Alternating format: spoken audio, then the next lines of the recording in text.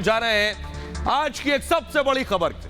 Bulldozer पर पूरा देश आमने सामने है, सियासतदान भिड़े हुए हैं अब तक, लेकिन अब क्रिकेटर सेलिब्रिटी भी भिड़ गए। ये तस्वीरें देखने के बाद एम्बियंस के साथ दिखाई जो तस्वीरें देश के अलग अलग राज्यों में बुलडोजर पर चल रही हैं, इस पर दो सेलिब्रिटी आमने सामने। तस्वीरें दिखाई, अगली दो तस्वीरें मैं दिखाऊंगा कैसे एक तरफ इरफान पठान और दूसरी तरफ अमित मिश्रा आमने सामने। इरफान पठान ने ऐसा क्या कहा कि अमित मिश्रा ने उसका जवाब दिया, आइए आपको बताते। दो क्रिकेटर कैसे भिड़ गए बुलडोजर पर। अब तक सियासतदान तो बहस कर रहे थे, स्टूडियो में लड़ रहे थे, बाहर लड़ रहे थे, लेकिन अब दो क्रिकेटर लड़ रहे हैं। देखिए इरफान पठान ने लिखा, इरफान पठान ने इशारों इशारों में बुलडोजर पर लिखा। क्या लिखा देखिए जरा। उन्होंने लिखा, मेरा देश, मेरा खूबसूरत देश, इसके पास दुनिया का महानतम देश बनने की संभावना है, लेकिन ... ये जो लेकिन लिखा है इरफान पठान ने, ये इशारों इशारों में बहुत कुछ कहना चाहते थे। इरफान की यॉर्कर पर कैसे अमित मिश्रा ने गुगली मारी देखिए। अमित मिश्रा ने लिखा, मेरा देश, इरफान की बात को ही आगे बढ़ाया, मेरा देश, मेरा खूबसूरत देश, इसके पास दुनिया का महानतम देश बनने की संभावना है। इरफान ने इसके आगे लिखा था लेकिन, अमित मिश्रा ने उसके आगे लिखा लेकिन अगर सिर्फ कुछ लोग यह समझ जाएं कि हमारा संविधान वो पहली किताब है जिस पर अमल किया जाना चाहिए। यानी अमित मिश्रा ने कहा कि अगर आप संविधान की किताब पर अमल करेंगे तो फिर आप ऐसी सोच नहीं रखेंगे। इतना ही नहीं, अमित मिश्रा ने 3-4 दिन पहले किसी पत्रकार ने ट्वीट किया था कि जो जहांगीरपुरी में बुलडोजर चल रहा है वो बहुत गलत हो रहा है, लोगों के साथ गलत हो रहा है, लोगों की रोजी रोटी छिन रही है, वो कबाड़ का काम करने वाले लोग हैं। उस पर अमित मिश्रा ने लिखा था कि यह कैसा तर्क है, कबाड़ी का काम करने वाले क्या अपराध नहीं कर सकते? उन्होंने सवाल पूछते हुए लिखा था। इनके खिलाफ वीडियो में मजबूत सबूत हैं, यह अमित मिश्रा का ट्वीट था। तो इस वक्त आमने सामने इरफान पठान और अमित मिश्रा आ गए। बहरहाल आगे बढ़ते हैं। दो क्रिकेटर लड़ गए, लेकिन सियासतदान लड़ रहे हैं, और लड़ ऐसे रहे हैं कि एक का बुलडोजर तो कम्युनल है, बोल दीजिए, दूसरा का बुलडोजर सेक्युलर है। यानी कम्युनल बुलडोजर और सेक्युलर बुलडोजर हो गया। तस्वीरें आप देख रहे हैं, एम्बियंस अगर आप सुनाइए। ये देख रहे हैं कैसे एक मंदिर गिरा दिया गया अलवर में। ये खबर मैं ऐसे ही नहीं बता रहा हूं, इसके पीछे अब आपको बताता हूं कैसे बुलडोजर की भी अब कम्युनल और सेक्युलर हो गया बुलडोजर। देखिए जरा, आपको याद होगा ये दो तस्वीरें आपके सामने। पहली तस्वीर आप देख रहे हैं, जहांगीरपुरी में जो बुलडोजर चला, कहा गया ये कम्युनल बुलडोजर है। जहांगीरपुरी में जो बुलडोजर चला, कहा गया एक समुदाय को चुन चुन कर टारगेट किया है इस बुलडोजर ने। लेकिन अलवर में एक मंदिर गिरा दिया गया, 300 साल पुराने मंदिर पर बुलडोजर चला, तो यह बुलडोजर सेक्युलर हो गया। आखिर यह पाखंड क्यों सियासत का?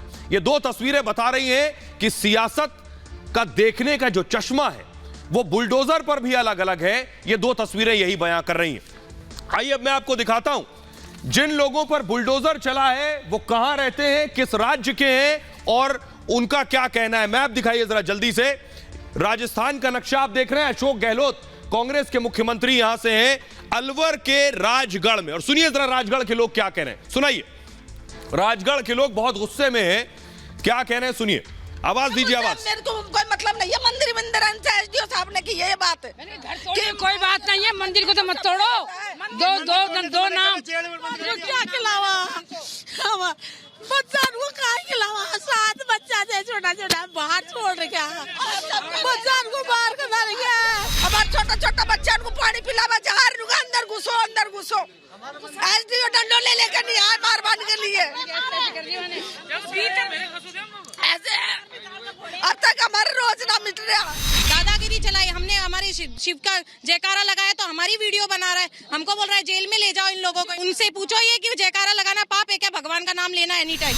कुछ मूर्तियां नाले में बह गई। उन्होंने बोला कि अगर तुम नहीं तोड़ो या तो तुम खुद तोड़ लो इनको, अगर तुम नहीं तोड़ोगे तो हम इन्हें नाली में पटक देंगे, नाले में पटक देंगे, कहीं पे भी ले जाके पटक देंगे, लेकिन हम इन्हें तोड़ेंगे। ये खंडित मूर्ति है, देख लो कैसे निकाली इन्होंने, तोड़ कर निकाली है। नोटिस ऐसा कुछ नहीं दिया था, केवल 7 दिवस के अंदर खाली करने के लिए दिया था। तो लोगों को सुन लिया। आप देखिए जरा हुआ क्या। ये आप देख रहे हैं बुलडोजर, इस तरह से मंदिर बना हुआ था और मंदिर को ये देखिए बुलडोजर ने आकर ढा दिया। हुआ क्या, राजस्थान अलवर में प्रशासनिक कार्रवाई हुई, सरकार का कहना है। इसे मूव करेंगे आप। 300 साल पुराना मंदिर था, 300 साल पुराना, इस पर गहलोत का बुलडोजर चला, अतिक्रमण हटाने के लिए बुलडोजर चला, ऐसा कहा गया। लेकिन मूव करेंगे इसे आगे।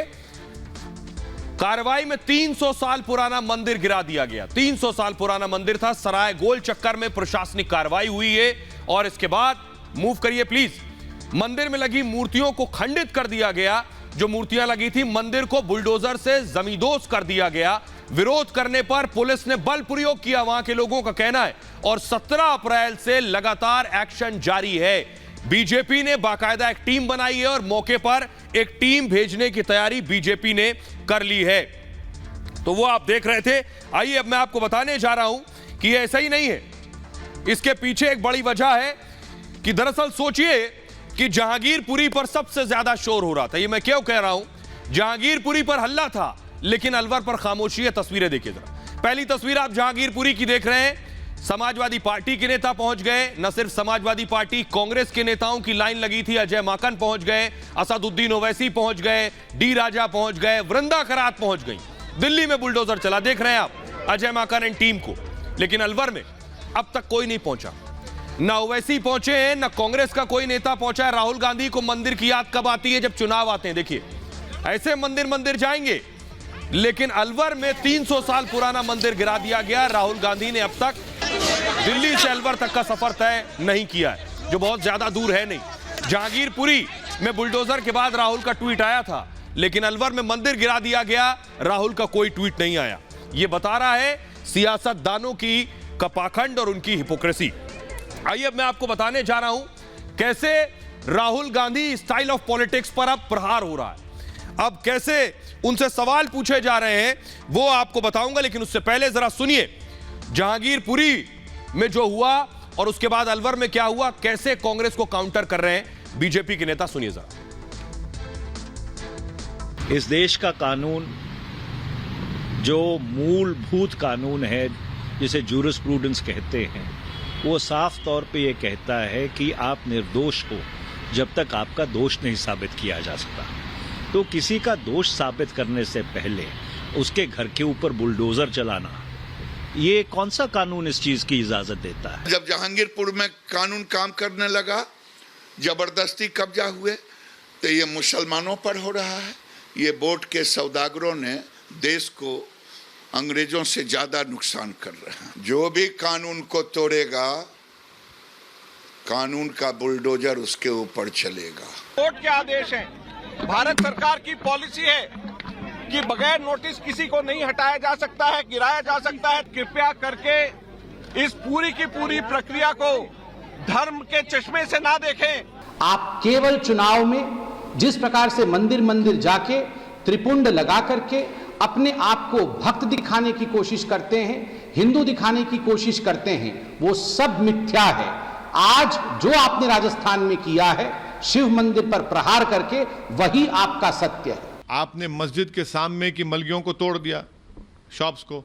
मंदिर के सामने जो क्यों नहीं तोड़ा आपने? बुलडोजर चलेगा अंसार पर, अहमद पर, बुलडोजर नहीं चलेगा अर्जुन पर और अजय पर। जो लोग जनादेश में पिटते हैं वो दंगों के जुगाड़ में जुटते हैं, और यही एक क्रम चल रहा है। और हर बार जो है वो जनता इस तरह के षड्यंत्रों को, साजिशों को, फैब्रिकेटेड किस्से कहानियों को रिजेक्ट करती रही है। और आइए अब आपको बताने जा रहा हूं, सोशल मीडिया पर कांग्रेस कटघरे में अब सब सवाल पूछ रहे हैं कि जहांगीरपुरी पर आंसू आ रहे थे तो अलवर पर आखिर नम क्यों नहीं है।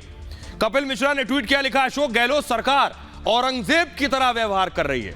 उन्होंने लिखा, इसे मूव करेंगे आगे, जो मंदिरों पर चले, मूर्तियों पर चले, वो है सेक्युलर बुलडोजर, उस पर सब चुप है। जो घुसपैठियों पर चले, अपराधियों पर चले, वो कम्युनल बुलडोजर, उस पर हंगामा होगा। इसके अलावा अमित मालवीय ने लिखा, अलवर में विकास के नाम पर 300 साल पुराना शिव मंदिर तोड़ दिया गया। उन्होंने लिखा, करौली जहांगीरपुरी पर आंसू बहाना और हिंदुओं की आस्था पर चोट पहुंचाना, यही है कांग्रेस का सेक्युलरिज्म। भूपेंद्र यादव ने लिखा, राजस्थान के अलवर में विकास के नाम पर 300 साल पुराना मंदिर गिरा दिया गया। उन्होंने आगे लिखा, कांग्रेस स्टाइल सेक्युलरिज्म यही है। सतीश पुनिया लिख रहे हैं, अध्यक्ष है राजस्थान बीजेपी के, सरकार को रास्ता निकालकर मंदिर बचाना चाहिए था। करौली घटना के बाद सरकार की नीयत साफ नजर नहीं आ रही है, क्योंकि करौली में हिंसा हुई थी रामनवमी पर। कांग्रेस सरकार तुष्टीकरण से वोट बैंक को खुश करना चाहती है। सतीश पुनिया ने लिखा, इसलिए 300 साल पुराने मंदिर को तोड़ दिया गया। इसके अलावा किरोड़ीलाल मीणा राज्यसभा सांसद है बीजेपी के, स्पष्ट है कि गहलोत सरकार हिंदू विरोधी है। उन्होंने आगे लिखा, जो मंदिर को तोड़कर हिंदुओं की आस्था पर चोट पहुंचा रही है। अलवर के राजगढ़ में 300 साल पुराने मंदिर को ध्वस्त कर दिया गया। आखिर मुख्यमंत्री जी को हिंदू और उनकी आस्था से चिढ़ क्यों है? तो अब कांग्रेस के पास जवाब नहीं है, ना ट्वीट करते बन रहा है, ना बयान देते बन रहा है। आगे बढ़ते हैं, सियासत की खबर की बात करते हैं। अपर्णा यादव यानी बहू चुनाव से पहले आ चुकी हैं योगी के खेमे में। बहू के बाद अब क्या चाचा भी भगवा हो जाएंगे? ये बात इसलिए कह रहा हूं क्योंकि यह तस्वीर जब आई, जब अपर्णा यादव ने बीजेपी ज्वाइन की चुनाव से पहले। अगली तस्वीर दिखाई। अब कयास ये लग रहे हैं कि चाचा शिवपाल भी क्या अखिलेश को छोड़कर योगी के खेमे में आ जाएंगे? ये फुल स्क्रीन जरा तस्वीरें लीजिए। ये मैं इसलिए कह रहा हूं, क्या शिवपाल यादव बीजेपी ज्वाइन करेंगे? ये सवाल इसलिए क्योंकि अखिलेश के साथ जो अनबन चल रही है, जो तू मैं चल रही है, वो इस वक्त सबसे ज्यादा जेरे बहस है, सबसे ज्यादा बहस का मुद्दा है कि क्या चाचा आखिर योगी के साथ आएंगे, भगवा थामेंगे, भगवा पहनेंगे? सवाल ये देखिए जरा, मैं क्यों कह रहा हूं, इसके पीछे वजह क्या है, ये ग्राफिक्स के जरिए मैं आपको बता रहा हूं। ये है बड़ी वजह। ये देखिए जरा, एक तरफ आपको नजर आ रहा है बहू अपर्णा और योगी आदित्यनाथ, बीच में चाचा खड़े हैं। देखिए चाचा तय नहीं कर पा रहे हैं जाना किधर है, और दूसरी तरफ आप अखिलेश को देख रहे हैं। मैं ये इसलिए कह रहा हूं, जरा तारीख के हिसाब से देखिए, 26 मार्च को क्या हुआ, सपा विधायकों की बैठक अखिलेश ने बुला ली, लेकिन चाचा को न्योता नहीं दिया। 28 मार्च को क्या हुआ, शिवपाल ने मुलायम से इस बात की शिकायत की। उसके बाद 30 मार्च को देखिए क्या हुआ, 2 दिन बाद नाराज शिवपाल योगी आदित्यनाथ से मिलने पहुंच गए। 2 अप्रैल को क्या हुआ, ट्विटर पर प्रधानमंत्री मोदी और योगी आदित्यनाथ को शिवपाल फॉलो करने लगे। 4 अप्रैल को राम दरबार की फोटो ट्वीट की, जिससे अब तक अखिलेश यादव दूर रहते थे, समाजवादी पार्टी परहेज करती रही। और 17 अप्रैल को क्या हुआ, योगी सरकार की टैबलेट योजना की तारीफ शिवपाल यादव ने की। और 20 अप्रैल को अखिलेश बोले, जो बीजेपी से मिलेगा सपा में नहीं दिखेगा, सीधे चाचा के लिए इशारा था। 21 अप्रैल को शिवपाल बोले, दिक्कत है तो पार्टी से निकाल दे। तो ये जो जंग है, ये जंग इशारों में बहुत कुछ कह रही है। आइए अब मैं आपको सुनवाता हूं कि जरा चाचा और भतीजे की लड़ाई की जुबानी जंग सुनिए जरा। वो देखिए, जो बीजेपी से मिलेगा वो समाजवादी में नहीं रहेगा। ये जैन जी से पूछिए, मुझे नहीं पता। ये अच्छी बात है, ये अच्छी बात है मिलना, लेकिन ये अच्छी बात है मिलना परिवार से, लेकिन बड़ा सवाल ये है, नहीं मैंने नहीं भेजा, क्या बातें करते हो तुम? पत्रकार हो क्या हो? बेईमान हो क्या? बेईमान है आप? नहीं बेईमान हो क्या? हाँ तो बहुत शरीफ बनो। वैसे तो हम तो समाजवादी पार्टी 111 विधायक जो जीते उन्हीं में से मैं हूँ, और समाजवादी पार्टी के चुनाव लड़ा। तो अगर उनको ऐसा लग रहा है तो शीघ्र हमें समाजवादी विधानमंडल दल से निकाल दें। मैं तो समाजवादी पार्टी से चुनाव लड़ा, और जब समाजवादी विधानमंडल दल में हमको नहीं मानते हैं, नहीं निमंत्रण दिया जाता है, तो फिर शीघ्र निकाल देना चाहिए। तो आप सुन रहे थे चाचा को जो दर्द झलक रहा था, वो बखूबी आप समझ सकते हैं। लेकिन चाचा यहीं नहीं रुके। देखिए आज कहां पहुंचे, आज पहुंचे आजम खान से मिलने। आजम खान से मुलाकात करने सीधे चाचा शिवपाल जेल पहुंच गए। ये देखिए जेल के गेट के अंदर जा रहे हैं शिवपाल यादव, और आजम खान से मिले, लंबी मुलाकात हुई। तो आखिर मुलाकात हुई, क्या बात हुई जेल के अंदर, आइए मैं आपको बताता हूं। और इस मुलाकात के मायने क्या है, क्या चाचा ने मन बना लिया है? देखिए जरा, ये आप देख रहे हैं, ये जेल देख रहे हैं आप, जेल के अंदर आजम खान खड़े नजर आ रहे हैं आपको, और जेल के बाहर खड़े हैं शिवपाल यादव। तो सीतापुर जेल में मिले शिवपाल यादव, जाकर खुद सुबह 9:45 पर जेल में मिलने पहुंचे। आजम के साथ 1.25 घंटे मुलाकात हुई, 1 घंटे से ज्यादा बातचीत करते रहे। दोनों नेता अखिलेश यादव से नाराज हैं और अखिलेश अब तक आजम खान से नहीं मिले। 2 साल से सीतापुर जेल में आजम खान बंद हैं। आजम खान के खिलाफ 87 मुकदमे दर्ज हैं। इसमें गाय, भैंस, बकरी चोरी के केस भी शामिल हैं। 2017 से 2019 के बीच 84 मामले दर्ज हुए। बाकी सभी मुकदमों में आजम खान को जमानत मिल चुकी है। 2 मामले में अभी जमानत मिलनी बाकी है, इस वजह से जेल में है। पत्नी फातिमा और बेटा अब्दुल्ला अब तक जेल में थे, चुनाव से पहले बाहर आए। फिलहाल जमानत पर दोनों बाहर आ चुके हैं। तो शिवपाल यादव न सिर्फ मिले बल्कि निकलने के बाद उन्होंने अखिलेश यादव पर हमला भी किया। आइए अब आपको सुनवाते हैं, सुनिए जरा क्या कहा शिवपाल यादव ने।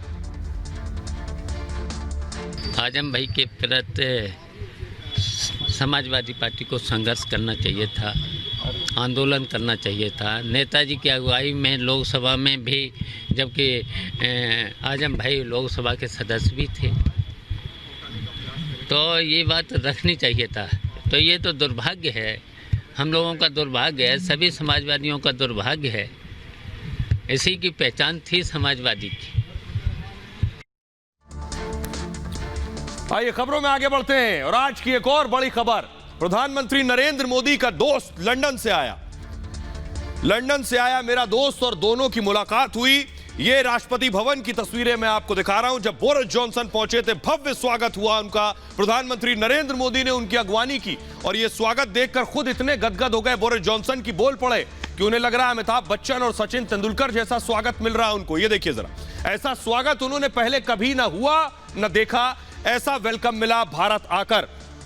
आपको अगली तस्वीर दिखाता हूं, ये तस्वीर देखिए। इससे पहले बोरिस जॉनसन सड़क पर नजर आए थे यूक्रेन में जेलेंस्की के साथ और उसके बाद भारत में नजर आ रहे हैं। यूक्रेन जंग के दौरान बोरिस जॉनसन का भारत आना बहुत कुछ कहता है। लेकिन पहले आइए आपको बताएंगे कि प्रधानमंत्री मोदी और बोरिस जॉनसन के बीच बात क्या हुई। इससे पहले जरा ये तस्वीरें देखिए। ब्रिटेन के प्रधानमंत्री बोरिस जॉनसन भारत यात्रा के दूसरे दिन राष्ट्रपति भवन पहुंचे। यहां प्रधानमंत्री नरेंद्र मोदी ने उनका स्वागत किया। बोरिस जॉनसन को यहां गार्ड ऑफ ऑनर दिया गया। प्रधानमंत्री मोदी ने कहा कि आजादी के अमृत महोत्सव में जॉनसन की भारत यात्रा ऐतिहासिक है। जॉनसन ने भारत की तारीफ करते हुए कहा कि भारत एक शानदार लोकतंत्र है। यह एक चमकदार तथ्य है कि 1 अरब 35 करोड़ लोग यहां रहते हैं। इसके बाद हैदराबाद हाउस में मोदी और जॉनसन के बीच द्विपक्षीय स्तर की यानी बायलैटरल टॉक्स हुए। इस दौरान भारत और ब्रिटेन के बीच समझौते का आदान प्रदान हुआ और दोनों देशों के बीच प्रतिनिधिमंडल स्तर की बातचीत हुई। जॉनसन ने कहा कि हमारी बातचीत शानदार रही और दोनों देशों के रिश्ते और मजबूत हुए। जॉनसन भारत में हुए शानदार स्वागत से अभिभूत नजर आए। उन्होंने कहा उन्होंने इस तरह का भव्य स्वागत और परंपरागत स्वागत कभी नहीं देखा। दौरे के पहले दिन अहमदाबाद में जॉनसन का जोरदार स्वागत हुआ था और ब्रिटिश पीएम इससे गदगद नजर आए। जॉनसन ने भारत की 2 बड़ी शख्सियत का नाम लेते हुए कहा कि ऐसा लगा मानो उनका स्वागत सचिन तेंदुलकर और अमिताभ बच्चन, सुपरस्टार अमिताभ बच्चन की तरह उनके पोस्टर लगाए गए थे। आपको बताऊं कि बोरिस जॉनसन ने क्या कहा, जरा सुनिए उनको। My friend Prime Minister Modi, Narendra, my Khas Dost, I think, is of all the British Indians, and I had an amazing reception, absolutely amazing. I felt a bit like Sachin Tendulkar, and my face was about as ubiquitous everywhere as Amitabh Bachchan. I was everywhere to be seen, and it was fantastic. और आइए अब आपको बताता हूं कि प्रधानमंत्री मोदी और Boris Johnson के बीच क्या बातचीत हुई। ये देखिए जरा। प्रधानमंत्री नरेंद्र मोदी और बोरिस जॉनसन राष्ट्रपति भवन पर मिले। दिवाली तक मुक्त व्यापार समझौता लागू करने पर जोर दिया गया। रोडमैप 2030 को लेकर दोनों नेताओं ने समीक्षा की। इसके अलावा कारोबार और निवेश दोगुना करने पर जोर दिया गया। साथ ही साथ फाइटर जेट समुद्री तकनीक शेयर करने पर भी चर्चा हुई और हिंद प्रशांत महासागर में चीन की चुनौती पर बातचीत की दोनों नेताओं ने। जॉनसन ने भारत के कोरोना वैक्सीन की तारीफ की प्रधानमंत्री मोदी से और उन्होंने कहा भारत की वैक्सीन मैंने अपने बाजुओं में लगवाई हुई है, यानी बोरिस ने भी भारतीय वैक्सीन लगवाई। मोदी ने हाइड्रोजन मिशन में उन्हें शामिल होने का न्योता दिया। इसके अलावा प्रधानमंत्री मोदी ने रूस यूक्रेन जंग का जिक्र किया। सबसे इंपॉर्टेंट बातचीत यह थी, यूक्रेन में जंग रोकने की एक बार फिर से पीएम मोदी ने अपील की। राजनयिक तरीके से इसका समाधान निकालने पर जोर दिया। बोरिस जॉनसन के सामने ब्रिटेन में खालिस्तानियों की मौजूदगी पर भी बोले जॉनसन, और भारत विरोधियों से निपटने के लिए बाकायदा टास्क फोर्स बनाएंगे। उन्होंने कहा नीरव मोदी, देखिए जरा ध्यान से, नीरव मोदी और विजय माल्या के प्रत्यर्पण की मंजूरी भी दी। ब्रिटेन के कानून का बेजा इस्तेमाल नहीं होने देंगे, उन्होंने भरोसा दिलाया है। आइए तस्वीरें दिखाने जा रहे हैं, और ये कहने के बाद सबसे ज्यादा टेंशन में कौन होंगे सोचिए जरा। दो भगोड़े देश के नीरव मोदी और विजय माल्या, जब ब्रिटेन के पीएम यहां थे तो ये दोनों सबसे ज्यादा इनका ब्लड प्रेशर हाई था, चाहे वो नीरव मोदी हो या विजय माल्या हो। लेकिन एक और दिलचस्प तस्वीर सामने आई, कल की तस्वीर मैं दिखाऊंगा, लेकिन एक आज की भी तस्वीर है। अंग्रेजों के मुल्क से ब्रिटेन के पीएम भारत आए और कहां पहुंचे? महात्मा गांधी की समाधि पर, जिन्होंने अंग्रेजों के खिलाफ लड़ाई लड़ी, उनकी समाधि पर पहुंचे, श्रद्धांजलि दी बापू को। राजघाट की तस्वीरें मैं दिखा रहा हूं। बोरिस जॉनसन सुबह राजघाट पहुंचे थे। सिर्फ राजघाट नहीं, एक और तस्वीर दिखाइए जरा। पिछली तस्वीर, इससे पहले बोरिस जॉनसन पहुंचे थे साबरमती आश्रम। Next visual please. ये जो देख रहे हैं आप, बोरिस जॉनसन चरखा चला रहे हैं। ये चरखा चलाते हुए उनकी तस्वीरें आप देख रहे हैं। लेकिन आइए मैं आपको बताता हूं दोनों का कनेक्ट। बोरिस जॉनसन जो चरखा चला रहे हैं, फ्लोर ग्राफिक्स में दिखाऊंगा आपको कैसे दोनों चरखा चला रहे हैं। सवाल यह है, इस ग्राफिक्स के जरिए मैं बताऊंगा कि बोरिस जॉनसन अगर साबरमती आश्रम पहुंचे, और साबरमती आश्रम पहुंचने के बाद जो तस्वीरें सामने आई, दो आपके सामने देखिए। उधर महात्मा गांधी यानी बापू चरखा चला रहे हैं। 100 साल बाद यह संयोग आया है।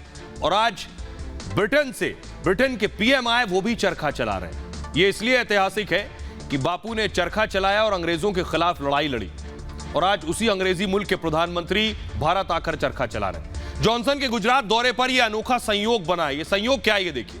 गांधी जी के ऐतिहासिक द ग्रेट ट्रायल से जुड़ा हुआ यह संयोग है। मार्च 1922 में गांधी जी को सजा सुनाई गई थी।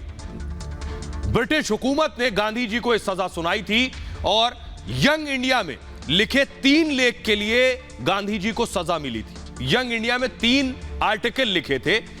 100 साल बाद ब्रिटिश पीएम ने साबरमती में जाकर उन्हें श्रद्धांजलि दी है।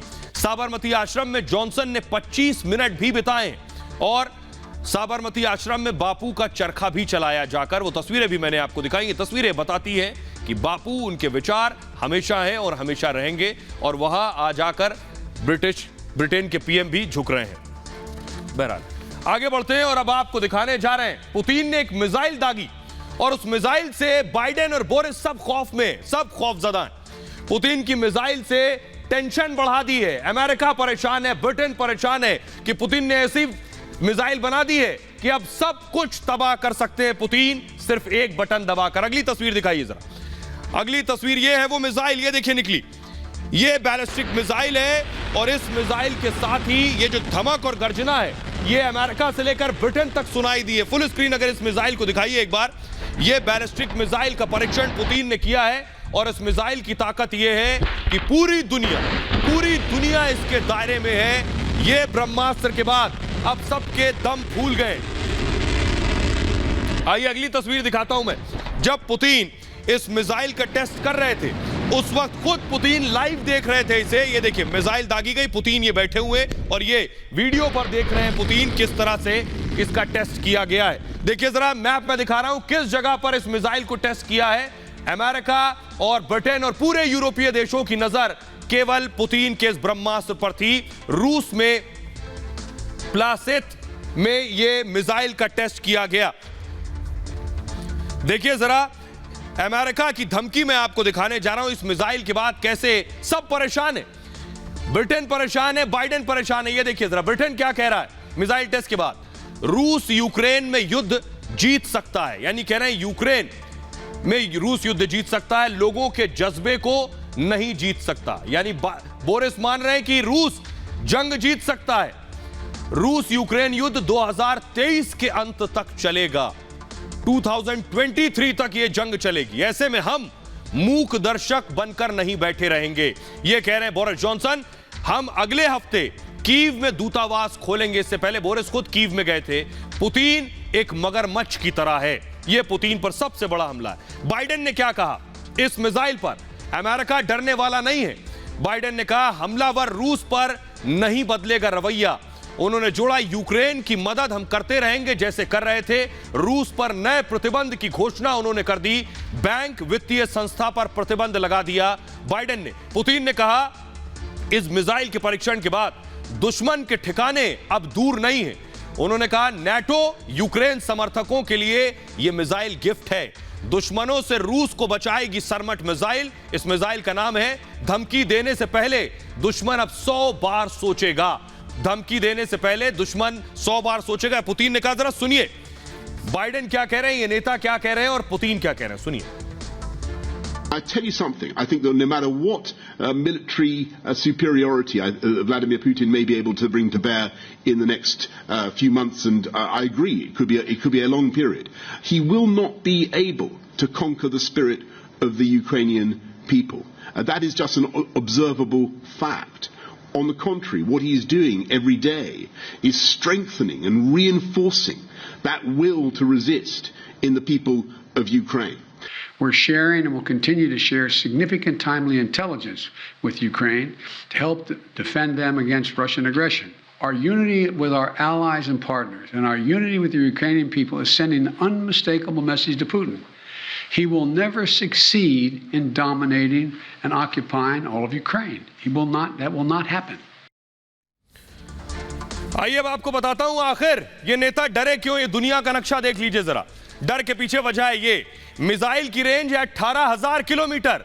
मिसाइल का बटन दबेगा तो मॉस्को से मिसाइल उड़ेगी और वॉशिंगटन में गिरेगी। दूरी देखिए जरा, 7,816 किलोमीटर की दूरी है मॉस्को और वॉशिंगटन की, और मिसाइल की रेंज 18,000 किलोमीटर। तो न सिर्फ अमेरिका, अगला देश देखिए जरा, मॉस्को से इटली में दागेगा मिसाइल। अगर मॉस्को रूस तो 3,031 किलोमीटर की दूरी है इटली और रूस की, और मिसाइल की रेंज 18,000 किलोमीटर। ब्रिटेन लंदन में अगर दागेगी पुतिन ये मिसाइल तो लंदन और मॉस्को की दूरी है 2,887 किलोमीटर, यानी लंदन भी जद में है। अगला देश देखिए फ्रांस, रूस से फ्रांस में मिसाइल गिरेगी, दूरी है 2,833 किलोमीटर, मिसाइल की रेंज कहीं ज्यादा है। जर्मनी भी इसके दायरे में 1,816 किलोमीटर का डिस्टेंस है जर्मनी और रूस के बीच, और मिसाइल की रेंज कहीं ज्यादा है। यही है डर और खौफ की वजह। लेकिन आइए मैं आपको बताता हूं कि कैसे इस मिसाइल में न्यूक्लियर फिट किए जा सकते हैं। देखिए जरा विजुअल तस्वीरें फुल स्क्रीन लीजिए आप जरा। ये जो मिसाइल है इसमें न्यूक्लियर हथियार पूरी तरह से फिट किए जा सकते हैं। अपने साथ 10 से ज्यादा न्यूक्लियर हथियार ये मिसाइल ले जाएगी, यानी पुतिन की ये मिसाइल दुनिया इसकी रेंज में है और बाकायदा न्यूक्लियर के साथ इसकी रेंज में है ये मिसाइल। आइए मैं आपको बताता हूं इस मिसाइल की खासियत क्या है। ये मिसाइल आखिर कैसे हमला करेगी और कैसे सबको तबाह कर देगी, देखिए जरा। ये आप देख रहे हैं सरमट में कितनी ताकत है। रूस की जनरेशन नेक्स्ट मिसाइलों में से एक है ये सरमट। 18,000 किलोमीटर दूर निशाना साधने की ताकत रखती है ये। 25,000 किलोमीटर प्रति घंटा इसकी रफ्तार है और पूरे रूस की दूरी 15 मिनट में तय कर सकती है। सोचिए जरा, सिर्फ 15 मिनट। जापान के पास कामचाटका प्रायद्वीप में मिसाइल गिरी, वहां टेस्ट की गई। मिसाइल की लंबाई 115 फीट है, 115 फीट। 200 टन वजनी हथियार ढो सकती है मिसाइल, इतनी ताकतवर है। और साथ ही बड़ी चीज, न्यूक्लियर हथियार दागने की क्षमता रखती है। न्यूक्लियर हथियार अपने साथ ले जा सकती है। 15 न्यूक्लियर हथियार ढोने में सक्षम है यह मिसाइल। दुनिया की सबसे शक्तिशाली मिसाइल है ये। सबसे लंबी दूरी तक मार करने की ताकत भी रखती है ये, और रडार को चकमा देने की काबिलियत भी है इसमें। एयर डिफेंस सिस्टम से इसे रोका नहीं जा सकता है।